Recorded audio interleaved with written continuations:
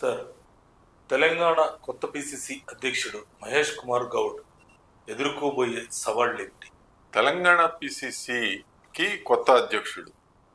ఇప్పుడు ప్రస్తుత ముఖ్యమంత్రి ఇటీవల కాలం వరకు పిసిసి అధ్యక్షుడుగా ఉన్నారు. జనరల్గా ఏంటంటే టాప్ పోస్ట్ తెలంగాణ ప్రదేశ్ కాంగ్రెస్ లో ఏదైనా టాప్ పోస్ట్ ఉంది అని అంటే అది పిసిసి అధ్యక్షుడే. సహజంగా ఈ పిసిసి అధ్యక్షుడైన వాళ్ళు ముఖ్యమంత్రి పీఠాన్ని అధిరోహించడం కూడా మనం చూస్తూనే ఉన్నాం. అది ఎప్పుడు జరుగుద్దంటే అధికారంలో లేనప్పుడు పిసిసి అధ్యక్షుడిగా ఉండి అధికారాన్ని సాధించినట్లయితే అతనికి ముఖ్యమంత్రి పీఠం వచ్చే అవకాశం కూడా ఎక్కువగా ఉండేది. ఇప్పుడు ఏంటంటే రేవంత్ రెడ్డి గారు పిసిసి అధ్యక్షుడుగా అధికారంలో లేని సమయంలో ఉండి అధికారాన్ని సాధించారు కాబట్టి ఆయనే ముఖ్యమంత్రి కాగలిగారు. తెలంగాణ ప్రదేశ్ కాంగ్రెస్ కమిటీకి మహేష్ కుమార్ గౌడ్ గారు, మహేష్ కుమార్ గౌడ్ గారు, ఆయనకి వయసు 58 సంవత్సరాలు. ఆయన నిజామాబాద్ జిల్లా వాసి. ఆయనకు ఈ పదవి అలంకరించడం ఆయనకు 4వ పర్యాయం.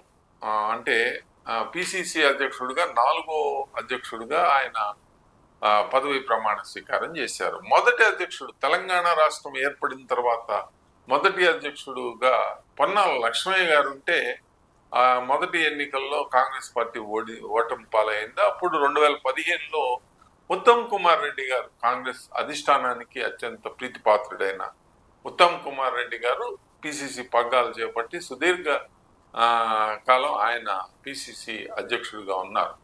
ఆయన 2018లో జరిగిన ఎన్నికల్లో కూడా ఉత్తమ్ కుమార్ రెడ్డి గారే పిసిసి అధ్యక్షుడుగా ఆయన ఆధ్వర్యంలోనే జరిగింది. అయితే తర్వాత 2021లో పిసిసి అధ్యక్షుడిగా రేవంత్ రెడ్డి గారు అయ్యారు. ఆ రేవంత్ రెడ్డి గారు పిసిసి అధ్యక్షుడు అయిన సమయంలో ఈయన వర్కింగ్ ప్రెసిడెంట్ గా మారారు, వర్కింగ్ ప్రెసిడెంట్ అయ్యారు అన్నమాట. కాంగ్రెస్ పార్టీకి వర్కింగ్ ప్రెసిడెంట్లు 2-3 ఉంటారు. ఉమెన్లో ఒకళ్ళు ఉంటారు, బలహీన వర్గాల్లో ఉంటారు, అలా వర్కింగ్ ప్రెసిడెంట్స్ ఉంటారు. జగ్గారెడ్డి గారు కూడా ఒక వర్కింగ్ ప్రెసిడెంట్ గా ఉండేవారు. అయితే ఈయన రాజకీయ అనుభవం సుదీర్ఘమైనది. ఎందుకంటే ఈయన ఉమ్మడి ఆంధ్రప్రదేశ్ లోనే కాంగ్రెస్ రాజకీయాల్లో చురుగ్గా ఉండేవాళ్ళు. ఉమ్మడి ఆంధ్రప్రదేశ్ లో ఏపీఎన్ఎస్యుఐ అంటే విద్యార్థి రాజకీయాల నుంచి కాంగ్రెస్ పార్టీలో రాజకీయాల్లోకి వచ్చారు కాబట్టి national student union of India Congress party విద్యార్థి విభాగానికి ఈయన అధ్యక్షుడిగా కూడా పనిచేశారు. తర్వాత యువజన కాంగ్రెస్ లో అంటే పెద్దది కదా, బలహీన వర్గ అందులో ఆయనకి అడ్వాంటేజ్ ఏంటంటే బలహీన వర్గాలకు చెందిన వ్యక్తి కావటం. గౌడ సామాజిక వర్గం బలమైన సామాజిక వర్గం ఉమ్మడి ఆంధ్రప్రదేశ్ లో. గతంలో దేవేంద్ర గౌడ్ లాంటి టాలెస్ట్ లీడర్స్ కూడా ఉండేవాళ్ళు. గౌతులచ్చన్న గారు అక్కడ ఆంధ్రప్రదేశ్ లో వస్తే గౌతులచ్చన్న గారు, ఆయన కుటుంబం, అలా బలమైన నాయకులు ఆ సామాజిక వర్గం నుంచి రిప్రజెంట్ చేయడం జరిగింది. ఏది ఏమైనా ఈయనకి సవాళ్లు చాలా ఉన్నాయనే చెప్పాలి. ఆయన వర్కింగ్ ప్రెసిడెంట్ గా ఉండి రేవంత్ రెడ్డి గారు ముఖ్యమంత్రి అయిన తర్వాత ఎమ్మెల్సీ అయ్యారు. ఎమ్మెల్సీ అయిన తర్వాత ఈ పిసిసి అధ్యక్ష పదవికి ఎంతో పోటీ జరిగింది.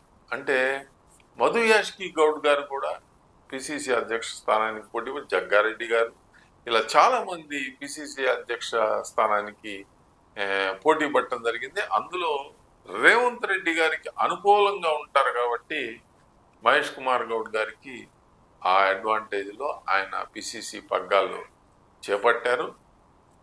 ఆయన పదవి ప్రమాణ స్వీకారం కూడా అయిపోయింది. ఇప్పుడు ఇమీడియట్ గా ఆయన ఏంటంటే ఇప్పుడు ట్విట్టర్ వార్ జరుగుతుంది. ఎక్కడి నుంచి? ప్రత్యక్ష యుద్ధం లేదు, పరోక్ష యుద్ధం.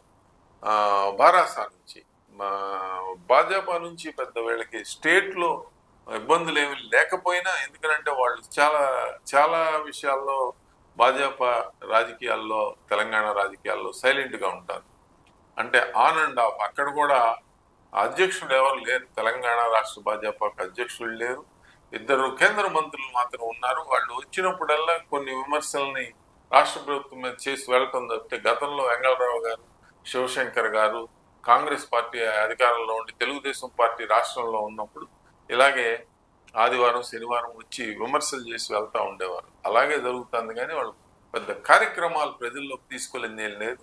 అయితే కాంగ్రెస్ పార్టీ తనకున్న స్థానాన్ని బదిలీ చేసుకోవాల్సిన అవసరం ఎంతైనా ఉంది. ఎందుకనంటే మంచి క్లీన్గానే వీళ్ళు గెలిచినప్పటికీ బారాసాని కొంచెం ఆపరేషన్ ఆకర్ష్ ద్వారా అక్కడ నుంచి 10 మంది శాసనసభ్యుల్ని ఆకర్షించినప్పటికీ బారాస బలహీనపడినప్పటికీ కాంగ్రెస్ పార్టీ మరింత పుంజుకోవాలి అని అంటే కార్యక్రమాలని కాంగ్రెస్ పార్టీ అధికారంలో ఉండగా చేస్తున్న కార్యక్రమాలను ప్రజల్లోకి తీసుకువెళ్ళి ప్రతిపక్షాలు నోరు మూయించాల్సిన అవసరం ఎంతైనా ఉంది.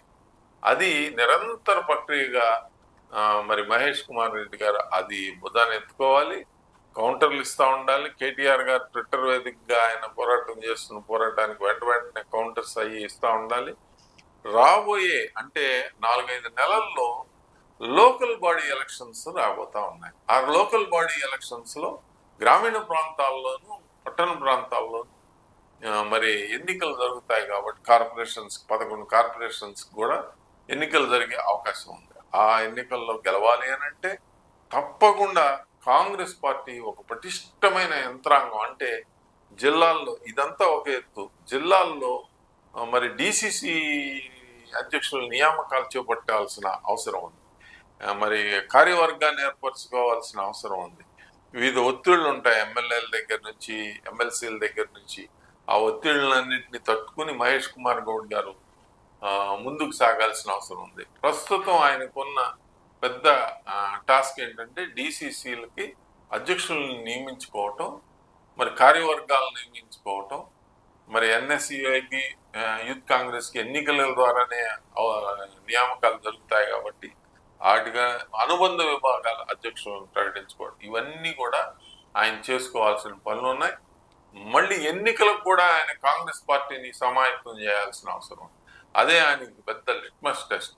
ఈ అధికారంలో ఉన్నారు కాబట్టి ఆ లిట్మస్ టెస్ట్ పాస్ అయినా మరి జిహెచ్ఎంసీ ఎన్నికలు దాని తదుపరి ముందు పట్టభద్రుల నియోజకవర్గానికి ఎన్నికలు రాబోతా ఉన్నాయి, తర్వాత జిహెచ్ఎంసీ ఎన్నికలు రాబోతున్నాయి. ఏది ఏమైనా సుదీర్ఘమైన ప్రయాణానికి మహేష్ కుమార్ గౌడ్ గారు సిద్ధమయ్యారని చెప్పాలి.